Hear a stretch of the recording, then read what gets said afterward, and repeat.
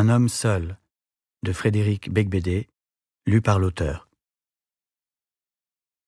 On a un père. On ne peut pas faire autrement. Un homme d'avant moi m'a créé.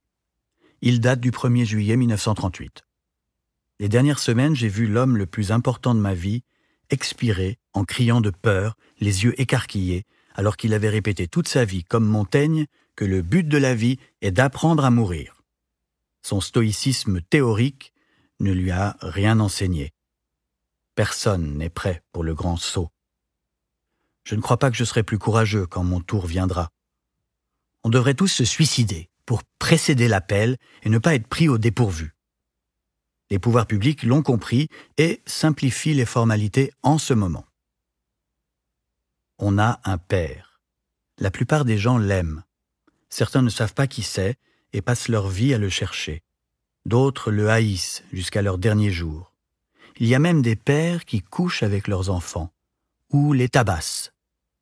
Un père qui s'absente n'est sans doute pas l'option la plus douloureuse, mais représente une sorte d'énigme. On ne se demande pas qui il est, mais où il est. Pourquoi il se tait?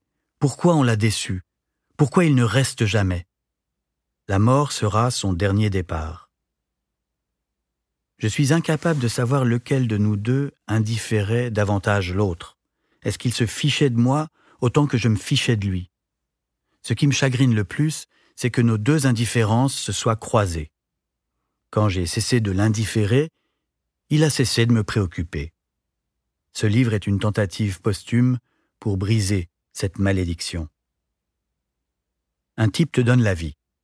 Il n'a pas demandé à vivre, toi non plus. Nous avons été apportés ici malgré nous. Il ne s'occupe pas de ses fils parce que ses parents ne se sont pas occupés de lui. Jusque-là, c'est logique. Ensuite, il meurt, et à présent, ses deux fils doivent gérer son corps, l'enterrer, lui acheter un caveau et une sépulture. Il n'a laissé aucune instruction. C'est incohérent, me suis-je dit en faisant graver son nom dans une pierre rose de la Rune à Guétary. 7 000 € pour déposer un caillou sur un trou. Dépense heureusement partagée avec mon frère et ma mère. Au moins, la concession servira à m'enterrer quelque part. Je sais désormais où ma route aboutira.